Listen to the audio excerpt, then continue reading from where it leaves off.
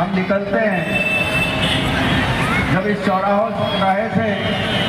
के आसपास हम आते हैं जाते हैं, तो निश्चित रूप से हमारी नज़र बाबा जी के इस आदमकद प्रतिमा में पड़ती है और हम बाबा जी को प्रणाम करते हैं, नमन करते हैं, उनके आदर्शों को रोज याद करते हैं। क्योंकि ऐसी प्रतिमूर्तियाँ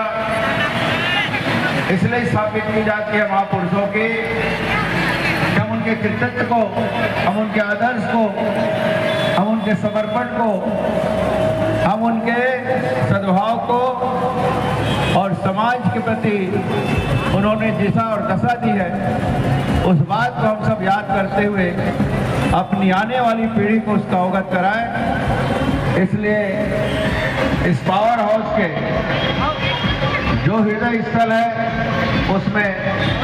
बाबा साहेब का आज से कई वर्ष पूर्व आदमकद ये प्रतिमा लगाई गई और यहाँ पर हर साल अम्बेडकर जयंती के दिन ऐसे ही मेले लगते हैं,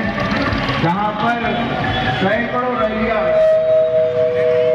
भिलाई से आसपास से सैकड़ों रैलियाँ आकर मिलती है और एक संगम का रूप देती है। अनेक नदियाँ जैसे मिलती है, एक महासागर बनता है, एक महागंगा बनती है, वैसे ही यहाँ पर एक सामाजिक समागम, सामाजिक गंगा का स्वरूप हम सब लेते हैं। और यहाँ सभी प्रमुखगण अपने अपने स्तर पे जिन्होंने इस समाज की सेवा की, उनको हम सब यहाँ सम्मानित करते हैं। आकर ऐसे शुभ अवसर में मैं आप सबको बहुत बहुत बधाई देता हूँ, बहुत शुभकामनाएं देता हूँ। और आज ये सामाजिक सद्भाव उन्हें दिख रहा है, हर समाज के हर धर्म के लोगों को आप सबने आमंत्रित किया है। यही तो बाबा जी का संदेश था कि हर धर्म का सम्मान हो, हर धर्म के लोग भाईचारा के रूप में रहे, हर धर्म के लोग अपने धर्म को तो माने लेकिन दूसरे धर्म के प्रति हमेशा सम्मान और सद्भाव रखे। ये भाव बाबा साहब अम्बेडकर जी ने हम सबको संविधान में दिया था। ऐसे शुभ अवसर में यहाँ पर हमारे भिलाई के विधायक भाई देवेंद्र यादव जी, यहाँ पर भाई सुनील रामटेके जी, जिनके नेतृत्व में ये कार्यक्रम संपन्न हो रहा है। यहाँ पर सम्माननीय दिलीप वासनीकर जी, साथ ही साथ सम्माननीय आनंद रामटेके जी, भागीरथ दास जी,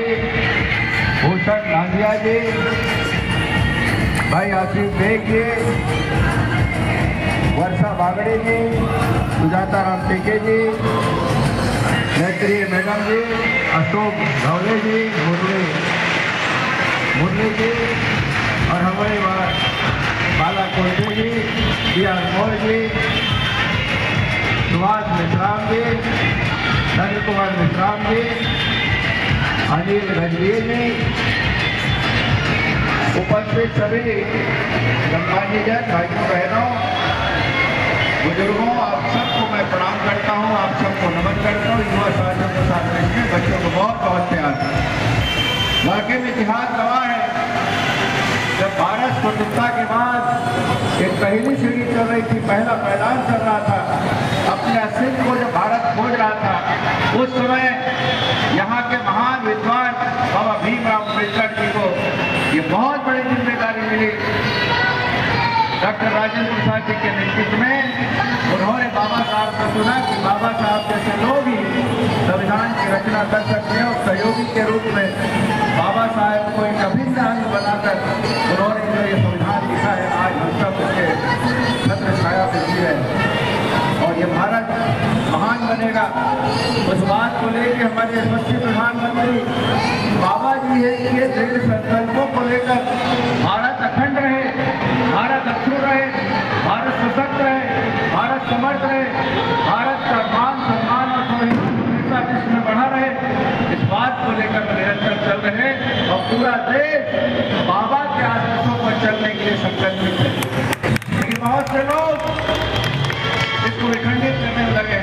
अंदरूनी ताकत हो चाहे बाहरी ताकत हो, लेकिन भारत की नींव मजबूत है, भारत की नींव को न हिला सकता न दिखा सकता, क्योंकि बाबा साहब अम्बेडकर जैसे महापुरुषों ने, महात्मा गांधी जैसे महापुरुषों ने सरदार वल्लभ भाई पटेल जैसे महापुरुषों ने इस देश के नींव को इतनी ज्यादा मजबूत बनाई है, इस वट वृक्ष को इनकी जड़ों की इतनी मजबूती दी है, चीज कर अपने खून पसीने से इसको न कोई हिला सकता न कोई हिला सकता। और आज उनके संकल्पों पर चलते हुए हम सब आज फिर से कार्य करते हुए हैं। और मुझे याद है कि आप समाज के माध्यम से और यहाँ समिति के माध्यम से मैं यहाँ का सांसद नहीं था, मैं विधायक पाटन का था, मैं नगर पालिका का अध्यक्ष था, तब से लेकर आज तक मुझे आप सब आमंत्रित करते हैं और मैं भी उसी भावना से हमेशा आते रहता हूँ, एक पारिवारिक सदस्य बनकर। आज अगर दूसरी बार सांसद के रूप में आप खड़ी होकर मैं बात कर रहा हूँ, सम्मान पा रहा हूँ, इसके देने वाले आप सब भाई बहन हैं, समाज के अगन्य अगन्य लोग हैं जिनका आशीर्वाद मुझे हमेशा मिला है। मैं आपके प्रतिनिधि रहूँगा हमेशा और आपके समाज के आज से आपके समाज के जो भी आदेश निर्देश होगा उसके पालन में हम लोग लगे रहेंगे। इस संकल्प के साथ बहुत बहुत